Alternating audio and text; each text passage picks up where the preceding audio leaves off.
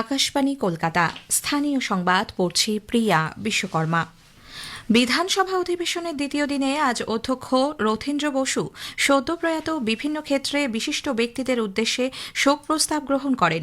1 minute নীরবতা পালনের পর বিধানসভার অধিবেশন দিনের মতো মুলতবি হয়ে যায়। আগামী সোমবার নবগঠিত সরকার তাদের বাজেট পেশ করবে।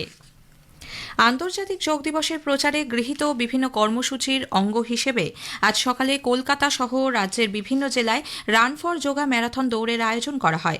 এই কর্মসূচির মূল ভাবনা দৌড় সে ধ্যান। মুখ্যমন্ত্রী শুভেন্দু অধিকারী কলকাতা পুরসভার সামনে থেকে এই ম্যারাথনের সূচনা করেন। উপস্থিত ছিলেন আয়ুষ মন্ত্রকের স্বাধীন দায়িত্বপ্রাপ্ত প্রতিমন্ত্রী প্রতাপ রাও যাদব, পুর ও নগর উন্নয়ন মন্ত্রী অগ্নিমিত্রা পাল, ক্রীড়ামন্ত্রী ইন্দ্রনীল খা প্রমুখ। মহাকরণের সামনে ম্যারাথন শেষ হয়। সেখানে যোগচর্চায় অংশ নেন মুখ্যমন্ত্রী শুভেন্দু অধিকারী বলেন, রেড রোডে যোগ দিবসের মূল অনুষ্ঠানে প্রধানমন্ত্রী নরেন্দ্র মোদী উপস্থিত থাকবেন।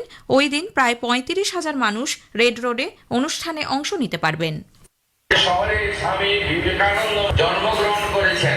এই পুণ্যভূমি যেখানে কালীঘাট মাতা রয়েছেন, সেই পুণ্যভূমিতে আমরা স্বচ্ছতার মধ্য দিয়ে নরেন্দ্র মোদীজিকে স্বাগত জানাবো। আগামীকাল সন্ধ্যেবেলা 500 নৌকায় যোগের প্রচার হবে। বন্দে যোগ চারিদিকে ড্রোনের মাধ্যমে আলোকিত করে দেওয়া হবে কলকাতাকে। প্রতিমন্ত্রী প্রতাপ রাও যাদব বলেন, আজকের এই ম্যারাথন দৌড়ে কলকাতার মানুষ যেভাবে উৎসাহ এবং সদর্থক ভাবনা নিয়ে অংশ নিয়েছেন তা অনুপ্রেরণা যোগাবে।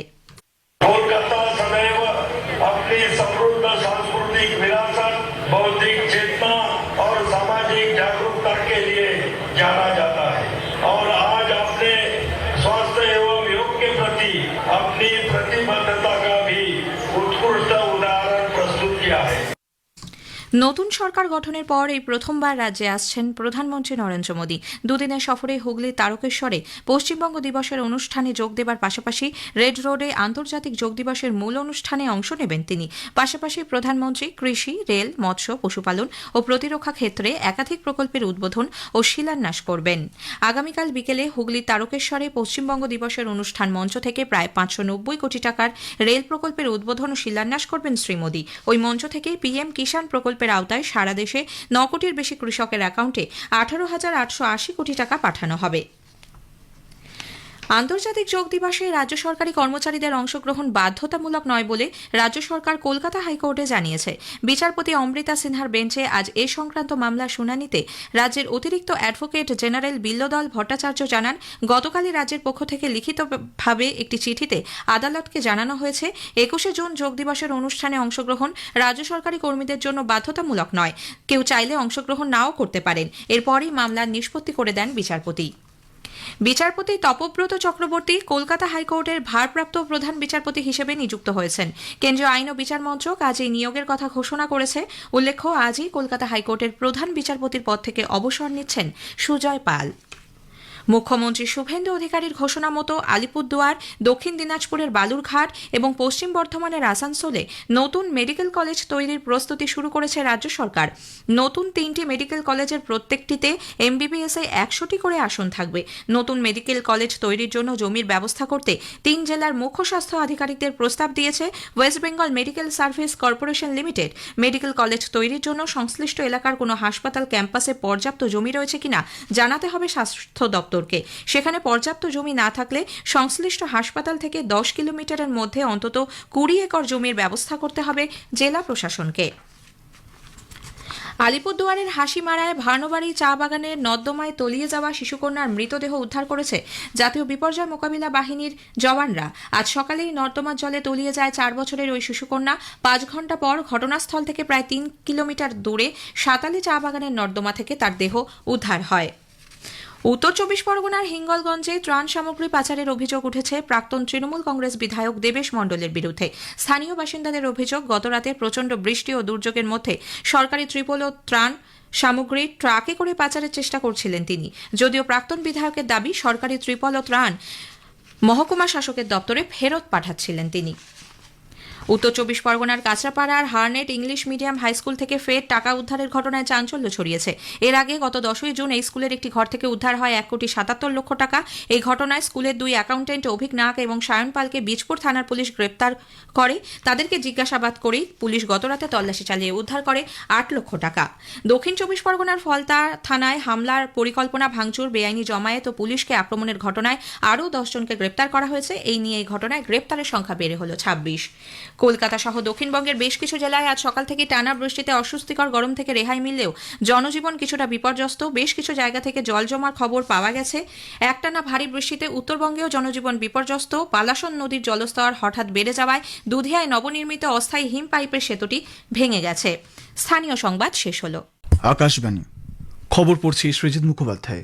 প্রথমে বিশেষ খবর।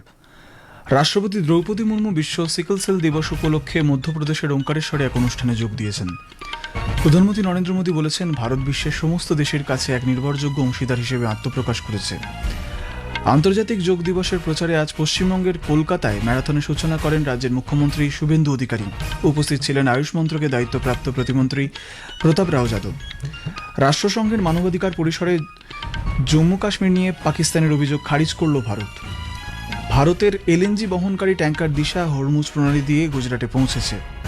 বিশ্বকাপ ফুটবলে আজ মার্কিন যুক্তরাষ্ট্র অস্ট্রেলিয়ার সঙ্গে এবং স্কটল্যান্ড মরক্কোর বিরুদ্ধে খেলবে। আসছি বিস্তারিত খবরে। রাষ্ট্রপতি দ্রৌপদী মুর্মু জাতীয় সিকল সেল অ্যানিমিয়া নির্মূল প্রকল্পের আওতায় মধ্যপ্রদেশ সরকারের অর্জিত সাফল্যের ভূয়সী প্রশংসা করেন। তিনি বলেন, এই প্রকল্পের অধীনে মধ্যপ্রদেশ বিভিন্ন ক্ষেত্রে উল্লেখযোগ্য অগ্রগতি অর্জন করেছে। 2023 সালে এই জাতীয় প্রকল্প শুরুর সময় বড় আকারে স্ক্রিনিং বা রোগ নির্ণয় পরীক্ষার যে লক্ষ্যমাত্রা নির্ধারণ করা হয়েছিল তা নির্ধারিত সময়ের আগেই অর্জিত হয়েছে বলেও শ্রীমতী মুর্মু উল্লেখ করেন। রাষ্ট্রপতি মুর্মু আজ মধ্যপ্রদেশের খান্ডোয়া জেলার ওঙ্কারেশ্বরে আয়োজিত বিশ্ব সিকল সেল দিবস উপলক্ষে আয়োজিত রাজ্যস্তরের এক অনুষ্ঠানে অংশ নেন। সেখানে রাজ্যপাল মঙ্গুভাই প্যাটেল এবং মুখ্যমন্ত্রী ডক্টর মোহন যাদব রাষ্ট্রপতিকে স্বাগত জানান। আধিকারিকরা রাষ্ট্রপতিকে স্ক্রিনিং কর্মসূচি, জেনেটিক কাউন্সেলিং পরিষেবা, বিনামূল্যে চিকিৎসার সুবিধা এবং প্রকল্পের আওতায় ডিজিটাল প্ল্যাটফর্ম ও ভবিষ্যৎ পরিকল্পনা সম্পর্কে অবহিত করেন। সফরের পরবর্তী পর্যায়ে রাষ্ট্রপতি ওড়িশার রায়রংপুরে যাবেন। সেখানে তার বেশ কয়েকটি উন্নয়নমূলক প্রকল্পের উদ্বোধন করার কথা রয়েছে। প্রধানমন্ত্রী নরেন্দ্র মোদী বলেছেন, ভারত বিশ্বের সকল দেশের কাছে একটি নির্ভরযোগ্য অংশীদার হিসেবে উঠে এসেছে।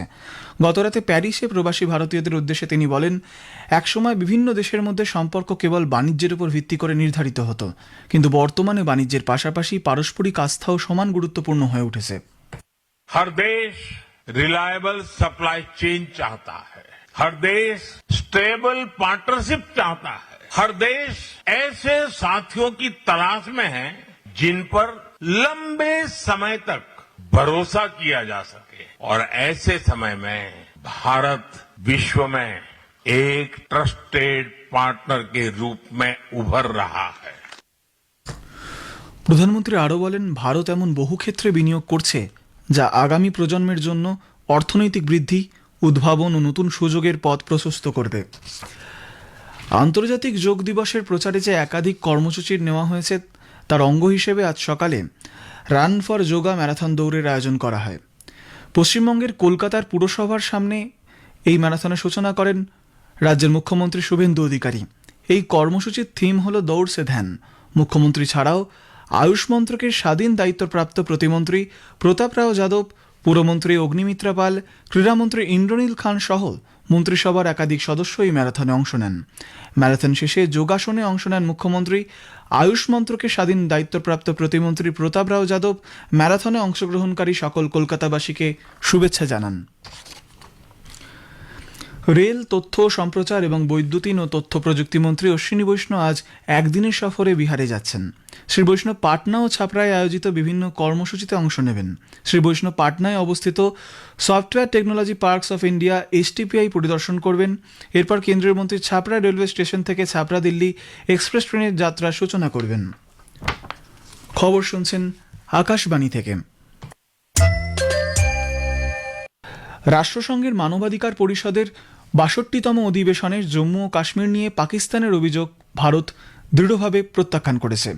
অধিবেশনে বক্তব্য রাখার সময় রাষ্ট্রসংঘে ভারতের স্থায়ী মিশনের ফার্স্ট সেক্রেটারি অনুপমা সিং জোর দিয়ে বলেন, জম্মু ও কাশ্মীর ভারতের অবিচ্ছেদ্য অংশ ছিল, আছে এবং ভবিষ্যতেও থাকবে। পাকিস্তান তাদের অভ্যন্তরীণ সমস্যা এবং সন্ত্রাসবাদের সমর্থন থেকে দৃষ্টি সরানোর জন্য অপপ্রচারের আশ্রয় নিচ্ছে বলেও তিনি অভিযোগ করেন। সিন্ধু জল চুক্তি প্রসঙ্গে তিনি বলেন, 1960 সালে স্বাক্ষরিত এই চুক্তিটি বর্তমান বাস্তবতার সঙ্গে সামঞ্জস্যপূর্ণ নয়। যে দেশ সন্ত্রাসবাদকে মদদ দেয় তারা সদিচ্ছা ও বন্ধুত্বের উপর ভিত্তি করে গড়ে ওঠা সহযোগিতার সুফল আশা করতে পারে না।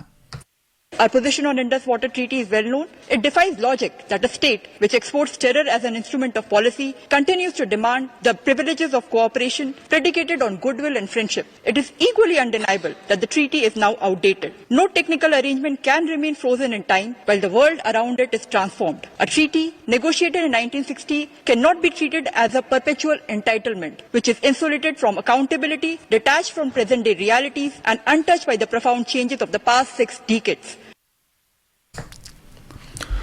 হরমুজ প্রণালী দিয়ে ভারতের তরলীকৃত প্রাকৃতিক গ্যাস এলএনজি পরিবহনকারী ট্যাঙ্কার দিশা গুজরাটের দাহেজ বন্দরে এসে পৌঁছেছে। জাহাজটি কাতারের রাসফলাফান টার্মিনাল থেকে 62,370 মেট্রিক টন তরলীকৃত প্রাকৃতিক গ্যাস নিয়ে এসেছে। শিপিং কর্পোরেশন অফ ইন্ডিয়ার নেতৃত্বাধীন একটি কনসোর্টিয়ামের পরিচালনায় পেট্রোনেট এলএনজি চার্টার করা এই জাহাজটি আজ সকালে দাহেজে পৌঁছয়। পশ্চিম এশিয়ায় ভূরাজনৈতিক উত্তেজনার মধ্যে এই জাহাজটির আগমন দেশে এলএনজি যোগান বাড়াতে এবং জ্বালানি সরবরাহ স্থিতিশীল রাখতে সহায়তা করবে। উল্লেখ্য, গুজরাটের ভারুচ জেলায় অবস্থিত দাহেজ হল ভারতের বৃহত্তম এলএনজি আমদানি টার্মিনাল এবং দেশজুড়ে প্রাকৃতিক গ্যাস বিতরণ শৃঙ্খলের একটি গুরুত্বপূর্ণ কেন্দ্র।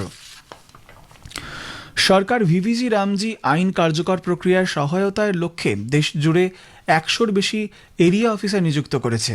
আগামী মাসের 1 তারিখ থেকে এই আইন কার্যকরী হবে। গ্রামোন্নয়ন মন্ত্রকের পক্ষ থেকে ওই আধিকারিকদের জন্য একটি বিশেষ প্রশিক্ষণ কর্মসূচির আয়োজন করা হয়েছিল।